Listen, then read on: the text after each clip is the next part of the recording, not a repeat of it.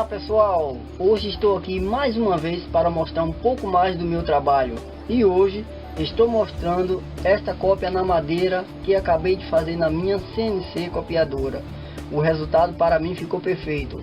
Espero que vocês tenham gostado e até a próxima.